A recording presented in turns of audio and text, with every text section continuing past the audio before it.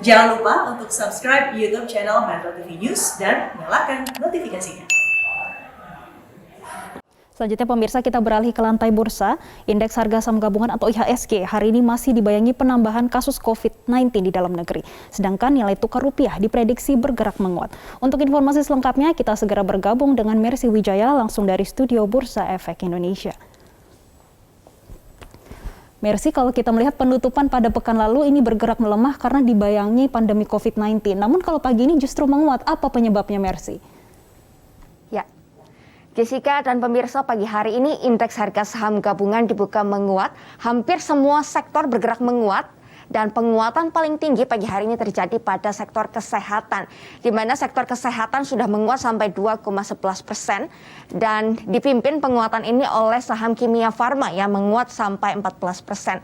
Hal ini turut mendorong kinerja indeks harga saham gabungan yang pagi hari ini sudah menguat 0,3% atau naik 21 poin di level 6.058. Penguatan pada saham-saham kesehatan, terutama kimia farma, ini juga terjadi setelah perusahaan membuka peluang pada masyarakat untuk dapat membeli vaksin gotong royong mulai tanggal 12 Juli 2021, di mana harga penjualannya sesuai dengan yang ditentukan oleh pemerintah, yaitu 440.000 untuk satu dosisnya atau hampir 880.000 untuk dua dosisnya.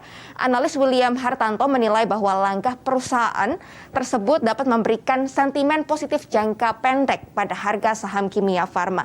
Dan kami juga memantau saham Indofarma pagi hari ini menguat sampai 10%.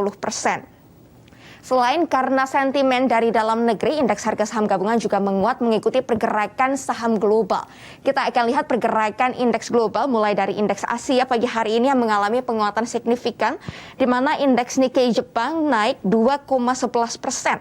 Indeks Hang Seng Hong Kong dan juga indeks Retem Singapura juga mengalami penguatan 0,4%. Sementara di akhir pekan lalu, indeks utama di kawasan Eropa, yaitu FTSE 100 masih menguat 1,3% dan indeks di Jerman, the DAX juga naik sampai 1,7%.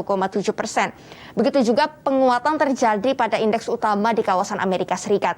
Indeks Dow Jones dan S&P 500 naik lebih dari 1%, sementara indeks Nasdaq Composite menguat 0,98%. Pada indeks utama kawasan Asia pagi hari ini juga mendapatkan sentimen positif dari Tiongkok, di mana ada proyeksi tambahan likuiditas di Tiongkok sampai 1 triliun yen atau senilai 154 miliar dolar Amerika Serikat setelah akhir pekan lalu pada hari Jumat. Bank Sentral Tiongkok memutuskan untuk menurunkan Reserve Requirement Ratio atau rasio pensyaratan pencadangan perbankan sebesar 50 basis poin menjadi 8,9% yang berlaku efektif mulai tanggal 15 Juli 2021. Keputusan ini diambil oleh Bank Sentral Tiongkok untuk mempertahankan momentum pertumbuhan ekonomi Tiongkok yang pada bulan ini maupun bulan lalu sudah ada indikasi melambat, sehingga harapannya tambahan likuiditas ini dapat kembali menggerakkan ekonomi Tiongkok lebih cepat dan efeknya pun positif bagi negara-negara di kawasan Asia. Sementara untuk pergerakan indeks harga saham gabungan hari ini memang penguatannya akan terbatas, prediksinya akan bergerak fluktuatif, cenderung menguat karena masih dibayangi kekhawatiran lonjakan kasus COVID-19 di kawasan Asia seperti di Indonesia, di Malaysia, di Jepang, dan juga di Korea Selatan.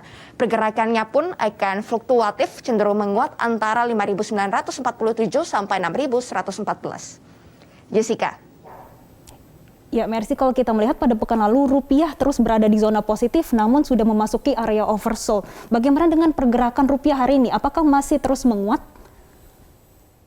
Betul sekali Jessica, pada saat pembukaan perdagangan tadi rupiah menguat 0,2% terhadap dolar Amerika Serikat, dan berdasarkan data investing.com saat ini rupiah berada di posisi 14.400 sampai 14.500 rupiah per dolar Amerika Serikat. Ada beberapa sentimen positif. Rupiah juga kembali menguat setelah Bank Sentral Tiongkok menurunkan Reserve Requirement Ratio ke level 8,9% pada bulan Juli, tepatnya tanggal 15 Juli 2021. Selain itu, analis juga menilai ada potensi profit taking pada dolar Amerika Serikat yang terus menguat selama 1 bulan terakhir, sehingga ini memberikan peluang pada nilai tukar rupiah untuk bergerak menguat.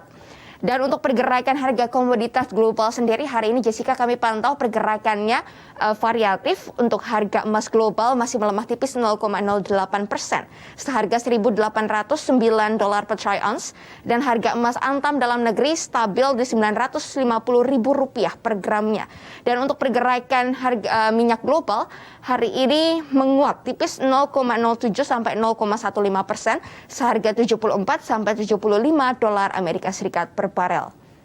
Dan untuk range pergerakan rupiah sendiri hari ini masih akan stabil di antara 14.450 sampai 14.550 rupiah per dolar Amerika Serikat. Demikian Jessica laporan kami dari Studio Bursa Efek Indonesia. Kembali ke Anda di studio. Baik, terima kasih Mercy Wijaya melaporkan langsung dari Studio Bursa Efek Indonesia.